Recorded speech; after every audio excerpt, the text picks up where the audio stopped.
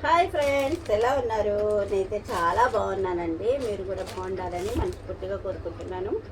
ఇవాళ విషయం ఏమిటంటే, ఏంటి సంచులన్నీ పెట్టుకొని ఉంది అనుకుంటున్నారా? నేను మా ఊళ్ళో రామాలయం ఉంది, ఇట్లా కన్స్ట్రక్షన్ జరుగుతుందని చెప్పాను కదండి. అయిపోయిందండి కన్స్ట్రక్షను. మన శనివారం రోజు ఓపెనింగ్. ఆ రోజు దృఢస్తంభం ఎత్తి యజ్ఞాలు పూజలు అవి చేసి ఆ రోజు ఓపెనింగ్ చేస్తారు కదా. అందుకని మరి అదొక పండగలాగే చేసుకుంటారు కదా. చుట్టాలందరినీ పిలుచుకోవాలి, ఆడపిల్లల్ని పిలుచుకోవాలి. పిలవటం అయితే అయిపోయిందండి. ఇది ఆ రోజు వచ్చిన వాళ్ళకి మంచిగా చీరలు పెట్టి పంపించాలన్నమాట. అదొక మంచి పండగలాగా చేసుకుంటారు. అందుకని నిన్న మా వారు హైదరాబాద్ వెళ్ళి ఇంకో ఒక 40 చీరల దాకా తెచ్చారండి. ఈ చీరలు తీసుకొని కొద్దిగా సామాన్లు ఉన్నాయి. ఇప్పుడు వస్తే ఇద్దరం బయటికి వెళ్ళారు. వస్తే సరుకులు అవి కూడా తీసుకునేది ఉంది. అవి తీసుకొని ఇవి తీసుకొని రేపు బయలుదేరుతున్నామండి. 2 రోజుల ముందే ఉండాలి కదా. హాయ్ ఫ్రెండ్స్, ఎలా ఉన్నారు? నేనైతే చాలా బాగున్నాను. మీరు కూడా బాగున్నాను మనస్ఫూర్తిగా కోరుకుంటున్నాను. చెప్పాను కదండి, రేపు ఊరికి వెళ్తున్నామండి అని. ఇక బయలుదేరుతున్నామండి. ఇక లగేజ్ అన్నీ ప్యాక్ చేసుకున్నాము. దారిలో మా ఆడపడుచు వాళ్ళు ఉంటే వాళ్ళని ఎక్కించుకొని ఇక బయలుదేరుతామండి. ఈరోజు సాయంత్రమే ఆడపడుచులందరూ మంచిగా రాగి బిందెలతోటి నీళ్లు పోయాలంట. నాకు కూడా తెలియదండి అంతగా, నేను కూడా వెళ్ళి చూడాలి. అందుకని ఇప్పుడే బయలుదేరుతున్నాము. అక్కడికి వెళ్ళిన తర్వాత నేను మళ్ళీ వీడియో పెడతాను. రేపేం జరుగుతుందో, ఎల్లుండి ఏం జరుగుతుందో అన్నీ నేను మీకు వీడియో పెడతాను. ఇదిగో మాడబెట్టి వచ్చాను. ఒక 10 నిమిషాలు అయితే మా ఊరు వస్తుంది. చూపిస్తా ఉంటాండి ఫ్రెండ్స్. మా ఊరు చూడండి, వచ్చేసాం. హస్నాబాద్. ఈవినింగ్ పూట అయితే చాలా బాగుంటుందండి.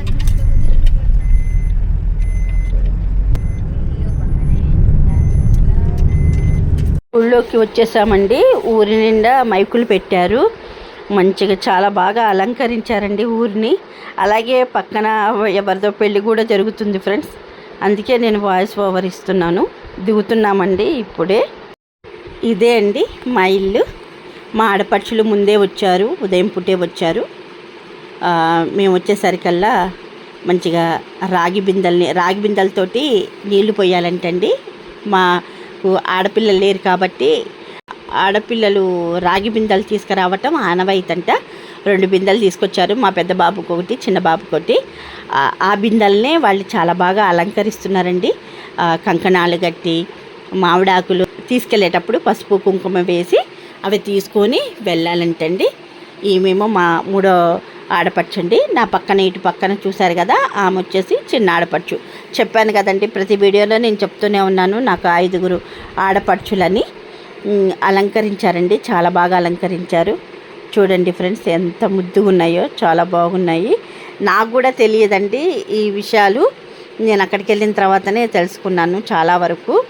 ఈ రాగి బిందెల్ని తీసుకొని వెళ్ళి అక్కడ చెరువు దగ్గర గంగకు పూజ చేసిన తర్వాత అందరూ తెచ్చిన నీళ్లను విగ్రహాల మీద అభిషేకం చేస్తారండి.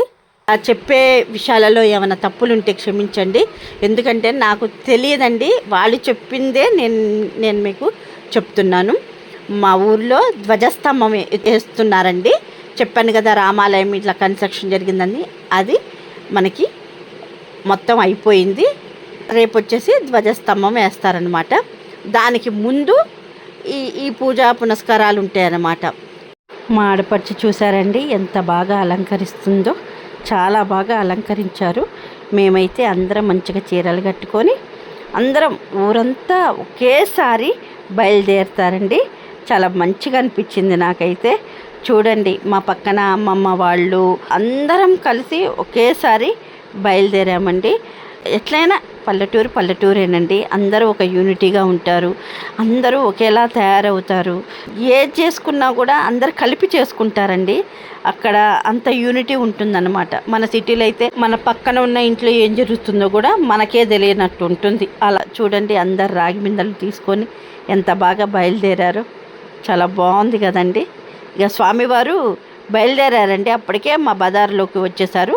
మేమందరము స్వామివారి వెనుక బయలుదేరామండి.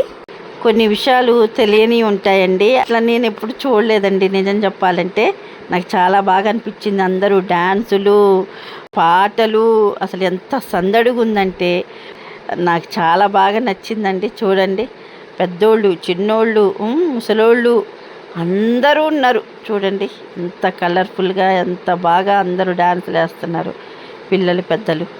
మా ఊర్లో వినాయక చవితి కూడా చాలా బాగా చేస్తారండి. కాకపోతే నేను ఎప్పుడూ వెళ్ళలేదు. ఫ్రెండ్స్ వాళ్ళందరూ డ్యాన్స్ వేస్తున్నారు. అయితే నాకు కూడా వెయ్యాలనిపించింది. నేను కూడా ఒక 2 స్టెప్పులు వేసాను. చూస్తున్నారా నన్ను? ఎంతో అదృష్టం ఉంటే కానీ ఇలాంటి అవకాశాలు రావండి. ధ్వజస్తంభం ఇప్పుడు వేసామంటే కొన్ని వందల వేల సంవత్సరాల వరకు ఉంటుంది. అలా నాకు ఇలాంటి అవకాశం రావటం మాత్రం నేను నిజంగా అదృష్టంగానే భావిస్తున్నాను. అసలు ఇప్పుడు జరిగే కార్యక్రమం ఏమిటంటే విగ్రహాలను గంగమ్మ తల్లి దగ్గరికి తీసుకువెళ్తున్నారండి. అక్కడికి వెళ్ళిన తర్వాత ఆ ఊరి ఆడపడుచులందరూ ఆ విగ్రహాలకు అభిషేకం చేస్తారు. చేసిన తర్వాత మళ్ళీ గుడికి తీసుకొస్తారంటండి. ఈ సందడి చేసుకుంటూ గంగమ్మ తల్లి దగ్గరికి తీసుకెళ్తారు. అక్కడికి వెళ్ళిన తర్వాత మేమందరం కలిసి, అంటే ఇంటి ఆడపడుచులు, ఊరంతా అందరూ రాగి బిందెలతోటి అభిషేకం చేయాలి. అక్కడ హోమం కూడా చేస్తారండి.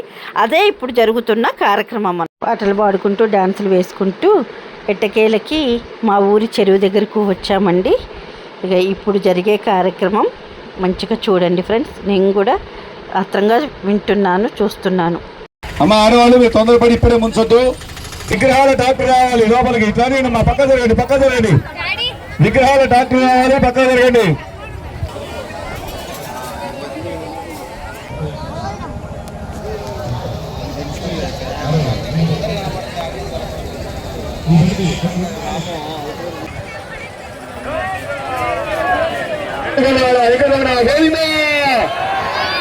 గట్టి గోవిందా, గోవిందా, గోవిందా చెప్పండి. గోవిందా,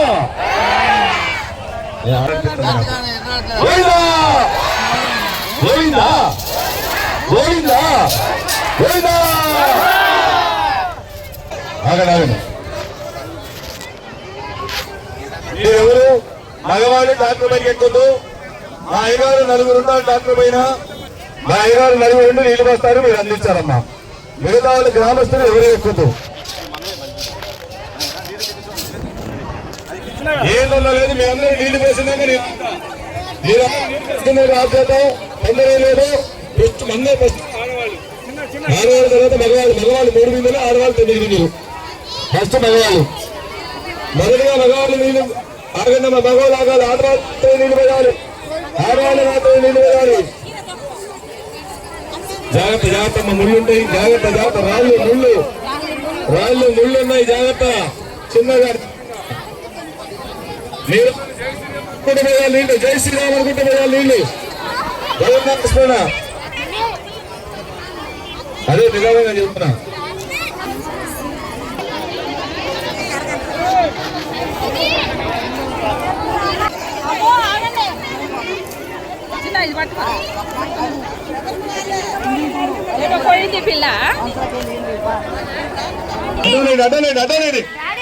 అడ్డండి పక్కన ఇచ్చండి. అట్టించండి. అటేబ్రా. అందరం జై శ్రీరామ్ అనుకుంటూ చెరువు దగ్గరికి వెళ్ళి ఆ బిందెలతోటి నీళ్లు ముంచుకొని వచ్చామండి. అయ్యగారు చెప్పినప్పుడు పొయ్యండి అని అందరం అక్కడ ఆగిపోయాము, లైన్ నిల్చున్నాము. తర్వాతకి పొయ్యమని చెప్పారు. ఒక్కొక్కళ్ళు అయితే ఆత్రంగా నేను తొందర పోయాలన్నంత ఆత్రంగా ఒక్కొక్కళ్ళు వచ్చి అక్కడ పైన అయ్యగారులకు ఇచ్చారండి. వాళ్ళేమో విగ్రహాల మీద నీళ్లు పోశారు. తర్వాతకి మళ్ళీ వెళ్ళి 9 బిందెలు పోయమన్నారండి. 9 బిందెలు తీసుకొచ్చి పోసామండి. అసలు ఎంత సంతోషం అనిపించిందంటే వెళ్ళటం, నీళ్ళు ముంచుకొని రావటం. పాపం మగవారు కూడా చాలా సాయం చేశారండి. అక్కడ వరకు వెళ్ళి ముంచుకోవడానికి మాకు ఇబ్బంది అయిందని వాళ్ళు కూడా పాపం అందించారు నీళ్ళు. నేను నీళ్లు పోసేటప్పుడు ఎవరో నెట్టారండి. నెడితే అక్కడ ముళ్ళకంప ఉంటే ముళ్ళకంపలో కాళ్ళు పెట్టాను. చాలా ముళ్ళు దిగిపోయాయండి. ఇక ఏం చేయాలి? అసలు కాలు కింద పెడదామంటే కుచ్చుకుంటున్నాయి. ఎట్లోగట్ల ఆ బిందె వరకు పోసాను. తర్వాతకి పాపం మా ఆడబిడ్డ అందిచ్చారండి. ఒక 4, 5 ముల్లులు తీసుకున్నాను. ఇక ముల్లులు అలాగే ఉన్నాయి. అయినా సరే ఇక అట్లనే వెళ్ళి పోసానండి. ఎలాగైతే ఏంటి విజయవంతంగా అయితే 9 బిందెలు పోసాము. ఇంకా అందరూ దాదాపుగా అయిపోయేంత వరకు ఉంచారు. ఆయన టైం చెప్తున్నారు, ఈ టైం కల్లా పొయ్యాలి అని. ఇక అందరూ తొందర పిల్లలతో కూడా నీళ్లు పోపించారండి. ఫ్రెండ్, ఇది 3 రోజుల పండగ అండి. ఈరోజు గంగమ్మ తల్లి దగ్గరికి వెళ్ళి మనం నీళ్లు పట్టుకొని విగ్రహాలకి నీళ్లు పోసాము. రేపు స్వామివారిని ఊరేగింపు చేస్తారంటండి. ఊరంతా తిప్పి మంచిగా డ్యాన్సులు వేసుకుంటూ తెల్లారి 3వ రోజు మనకి ధ్వజస్తంభం ఎత్తుతారు. చాలా లెంత్ అయ్యేటట్టుంది వీడియో. ఇంతవరకు ఈరోజు వీడియో పెడతానండి. రేపటిది ఎల్లుండిది కలిపి ఇంకొక వీడియో తీసి పెడతానండి. ఫ్రెండ్స్, నేను వెళ్తున్నంతసేపు నాకు ఒక డౌట్ అలాగే ఉండిపోయింది. విగ్రహాలు అన్నారు కదా, విగ్రహాలు ఏం కనపడట్లేదు. మరి జలాభిషేకం చేయాలన్నారు, మరి ఎక్కడ పోయాలి ఏంటి అనుకున్నాను. మా ఆడపడుచుని అడిగితే విగ్రహాలనంట ట్రాక్టర్ లోపల పడుకోబెడతారంటండి.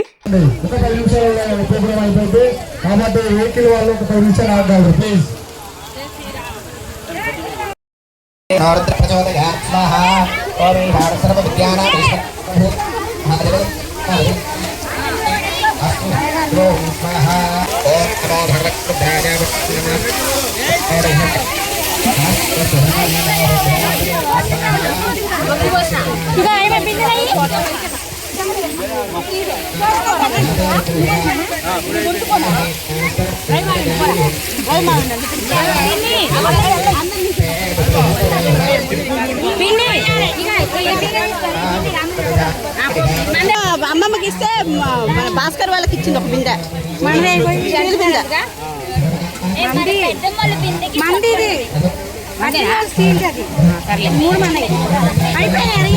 అయిపోయినాయి పట్టుకోవే.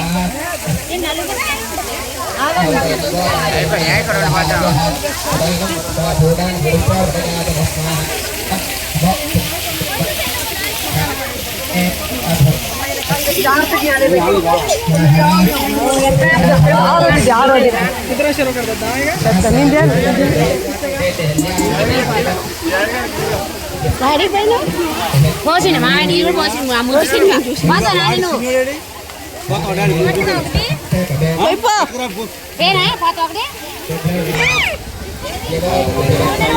ఇదిగోండి మా అమ్మాయి వస్తుంది చూడండి నీళ్లు పోయటానికి. అగా ఫుటో కూడా తీస్తూ ఉంటారు.